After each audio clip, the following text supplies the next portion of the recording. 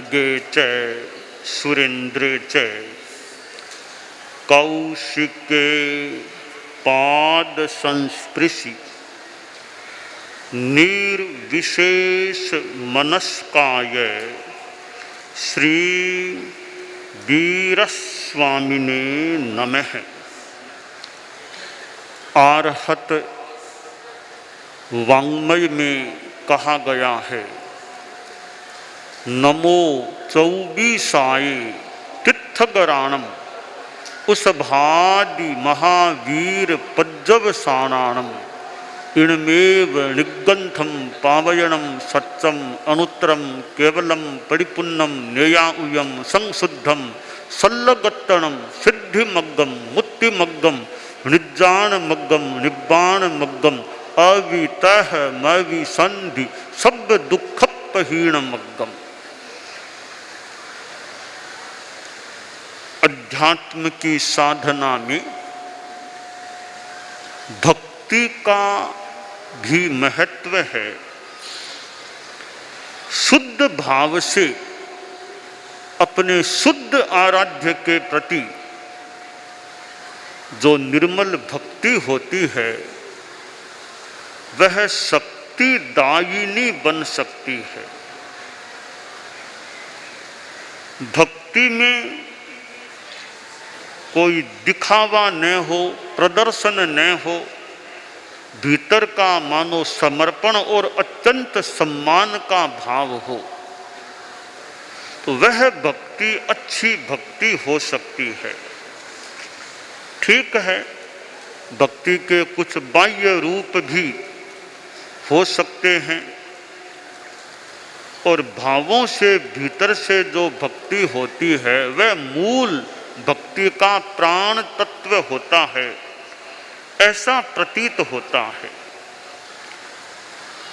शास्त्र में जो कहा गया नमो चौबीसाय, 24 तीर्थंकरों को नमस्कार किया गया। ऋषभ से लेकर महावीर तक के 24 तीर्थंकर इस जम्बू द्वीप के भरतक क्षेत्र में वर्तमान अवसर पीढ़ी में जो 24 तीर्थंकर हुए हैं उनको नमस्कार किया गया है, यानी उनके प्रति भक्ति व्यक्त की गई है और साथ में निर्ग्रंथ प्रवचन के प्रति श्रद्धाभिव्यक्ति कि यही निर्ग्रंथ प्रवचन सत्य है, अनुत्तर है, सब दुखों से मुक्ति का मार्ग है। इन वाक्यों में मानो भक्ति अभिव्यक्त हो रही है। विनय, भक्ति, समर्पण ये ऐसे तत्व हैं, इनमें जितनी निस्शर्तता हो और निष्कामता हो वह निर्मलता को पुष्ट करने वाली बात हो सकती है। जहाँ आंतरिक समर्पण है, समर्पण में कोई शर्त नहीं होनी चाहिए। अगर शर्त है, कंडीशन है, ऐसा करो तो मैं ऐसा कर दूं, ऐसा यह दो तो मैं ऐसा कर दूं, ये तो अगर इफ बट ये चीजें हैं तो मानना चाहिए समर्पण में संभवतः कहीं कमी है, सशक्त समर्पण नहीं है।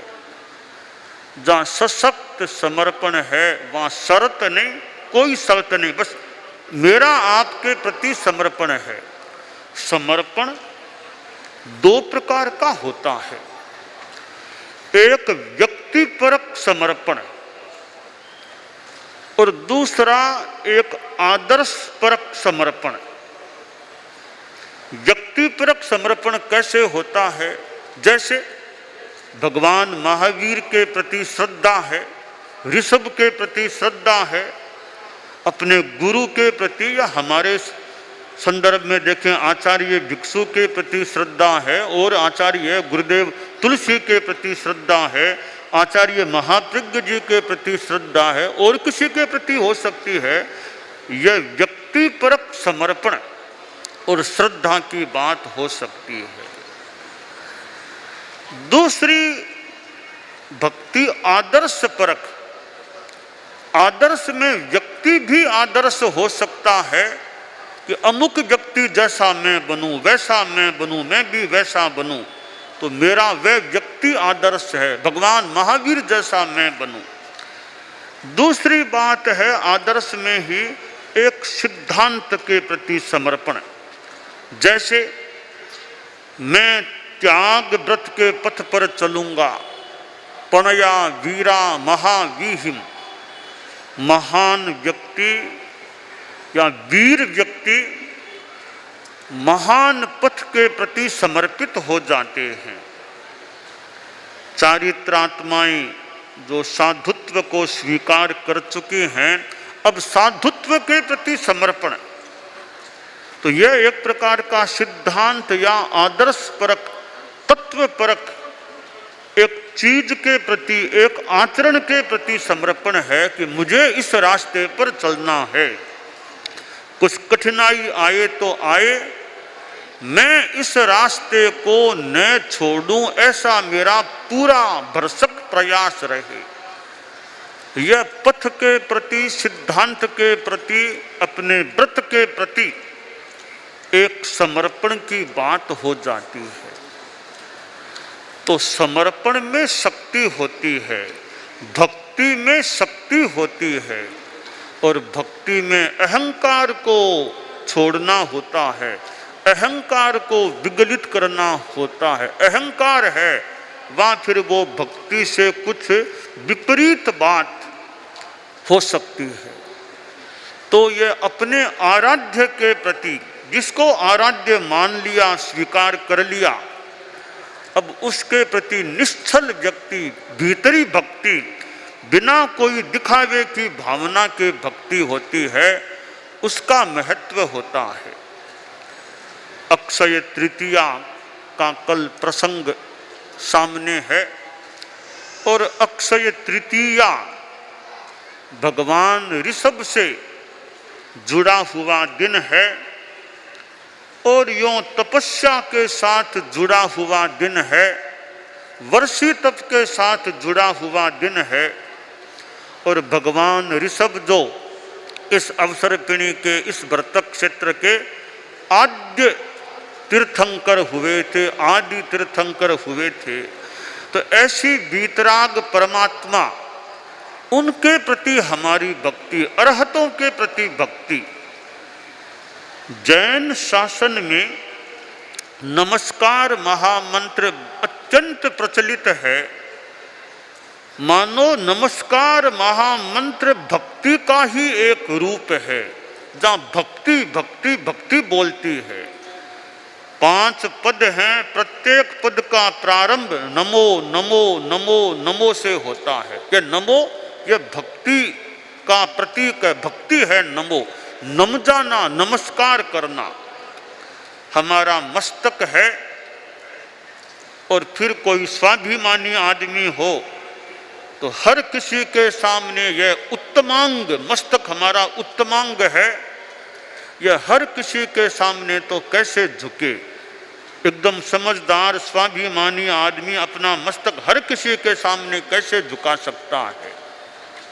पर एक त्यागी व्यक्तित्व है, वीतराग आत्मा है, परमात्मा है, वहाँ मस्तक भी, उत्तमांग भी झुक जाता है। एक संत के सामने एक राजा भी झुक जाता है, और तो क्या देवता भी नमस्कार करते हैं। यानी वो त्याग के प्रति, संयम के प्रति एक सम्मान की अभिव्यक्ति होती है। नमस्कार महामंत्र में यह नमो नमन है, यह भक्ति है अरहतों के प्रति, सिद्धों के प्रति, आचार्यों के प्रति, उपाध्यायों के प्रति, और लोक के सर्व साधुओं के प्रति। नमस्कार महामंत्र का पाठ करने वाला एक भावात्मक रूप में करता है, समर्पण की भावना और भक्ति की भावना के साथ करता है, तो यह अर्थ बोध के साथ करता है, तो नमस्कार महामंत्र भी कितना निर्जरा कारक बन सकता है।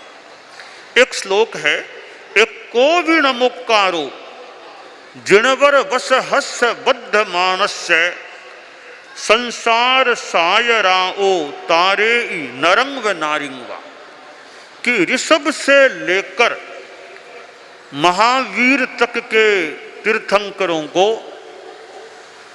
एक भी नमस्कार किया जाता है तो वह नमस्कार करता पुरुष या महिला को संसार सागर से तारने वाला हो सकता है। तो यह भक्ति की मानो शक्ति है, भक्ति का चमत्कार है, कुछ भी कह दें। वैसे चमत्कार शब्द भी काम में लिया जाता है, परंतु कहीं कहीं ऐसा लगता है कि जो नियम का ज्ञानी है, नियम का जानकार है, उसके लिए मानो चमत्कार नहीं है। जिसको नियम का ज्ञान नहीं है उसके लिए कोई बात चमत्कार हो सकती है। जो जानते हैं यह नियम है, ऐसा करने से ऐसा होता है, उसके लिए क्या चमत्कार है। नियम को नहीं जानते हो, ऐसा कर दिया, ऐसा दिखा दिया, उसके लिए चमत्कार हो सकता है। तो शायद कहीं अज्ञानता है, वहाँ चमत्कार सा लगता है। जहाँ ज्ञानित्व है वहाँ ठीक है, यह तो नियम है, ऐसा करने से ऐसा होता है। तो चमत्कार की बात हो न हो, आत्मा परमात्मा पद को प्राप्त कर सकती है। यह निर्मलता का पराकाष्ठा तक का विकास हो जाता है। भगवान ऋषभ जैसे परम पुरुष जिनके यह तपस्या हो गई थी और उनका अनुकरण करते करते करने वाले कितने लोग वर्षी तप की साधना करते हैं, और वर्षी तप भी अच्छी साधना है। तो यह भी मानो भगवान ऋषभ के प्रति एक प्रकार से किसी रूप में भक्ति का प्रयोग है कि हमारे प्रभु ने ऐसा किया या ऐसा हो गया। उन जितना तो कर पाना मुश्किल या असंभव है, मान लें, तो कुछ तो करें, किसी तरीके से करें। पूरे अनाहार नहीं रह सकते तो एक दिन खा के एक दिन अनाहार रह जाए। एक रास्ता मानो बनाया गया है। यह रास्ता भी अपने आप में बढ़िया रास्ता है कि वर्षी तप के माध्यम से सहजतया मानो भगवान ऋषभ के प्रति भक्ति और कुछ अंशों में उनका अनुकरण करने का प्रयास हो जाता है। तो हमारे मन में हमारे आराध्यों के प्रति, अरहतों, सिद्धों, आचार्यों, उपाध्यायों, साधुओं के प्रति भक्ति का भाव हो और अपने नियम, व्रत, आदर्श के प्रति समर्पण का भाव हो कि हमने जो यह रास्ता लिया है, इस रास्ते पर हमें आगे बढ़ना है। आचार्य भिक्षु को हम याद करें, कैसे वो अपने ढंग से बढ़े थे। एक क्रांति की, शांति भी चाहिए, शांति बहुत अच्छी चीज है। शांति रखते हुए अपेक्षा हो तो आदमी को क्रांति भी करनी चाहिए। क्रांति थोड़ा कठिन कार्य हो सकता है, शांति अच्छी चीज है ही। मन में शांति रखते हुए, शांति को अखंडित रखते हुए भी आदमी अपेक्षा होने पर क्रांति भी करे, कुछ नया ऐसा काम भी करे जो विशेष है, लीक से हटकर चलने का कार्य है। तो आचार्य भिक्षु ने एक कुछ ऐसा कार्य भी किया, और अगर उनके मन में वो समर्पण नहीं होता तो प्रश्न है वो इतने आगे अपने पथ पर जिंदगी भर तक रह सकते या नहीं। लगता है भक्ति थी, भगवान महावीर के प्रतीक, आगमों के प्रतीक जो भक्ति थी, और साधना के प्रति मान लें भक्ति, वो भक्ति के कारण अखंड रह सके, आगे बढ़ सके, ऐसी संभावना की जा सकती है। परम पूज्य आचार्य तुलसी गुरुदेव को हम देखें, उनके कितने गीत हैं जिन गीतों में भक्ति स्फुरित होती है। उनके इतने गीत हैं, स्वामी जी के प्रति कितने गीत हैं, और भी कितने गीत हैं। और कहीं कहीं गीत गीत में उन्होंने सिद्धांत को भी रख दिया है। प्रभु म्हारे मन मंदिर में पधारो, यह गीत इतना भक्तिपरक है ही, तो भक्ति के साथ साथ एक सिद्धांत को भी मानो बताने वाला गीत है, भाव पूजा की बात को बताने वाला गीत है। तो भक्ति के साथ सिद्धांत को भी रख देना। हम श्रीमद दयाचार्य को देखें, उनकी 24वीं को देखें, उनके 24वीं तो वैसे 24 तीर्थंकरों के प्रति एक एक गीत है, वो मानो भक्ति है, पर इन भक्ति के गीतों में भी उन्होंने सिद्धांत तत्वज्ञान को भी बीच बीच में डाल दिया है और साधना की बात को भी बीच बीच में डाल दिया है। तो भक्ति भी हो गई, तत्वज्ञान की बात भी आ गई, 24वीं में साधना की बात भी आ जाती है। यह मानो रचनाकार का कला कौशल है कि भक्ति के साथ कैसे तत्व को नत्थी कर दिया गया है। साधना का मानो पथ दर्शन भी गीतों में डाल दिया गया है। तो ऐसे अनेक भक्ति के माध्यम हैं, गीतों के द्वारा, मंत्र पाठ के द्वारा भक्ति की अभिव्यक्ति हो सकती है। और इस प्रकार की विनय भक्ति के द्वारा हम कर्म निर्जरा के पात्र भी बन सकते हैं और अपने आत्मा को निर्मलता की दिशा में भी आगे बढ़ा सकते हैं। तो हमारे जीवन में यह आध्यात्मिक भक्ति भी रहे। नवकार मंत्र अपने आप में एक मानो भक्ति का तत्व है, उसके पाठ के द्वारा भी हम अपनी भक्ति की साधना कर सकते हैं। दानान सिद्धम अभय पयाणम सच्चे सुया अणवज्जं वयन्ति तवे सुया उत्तम बंभचेरम लोगुत्तमे समणे नाय पुत्ते।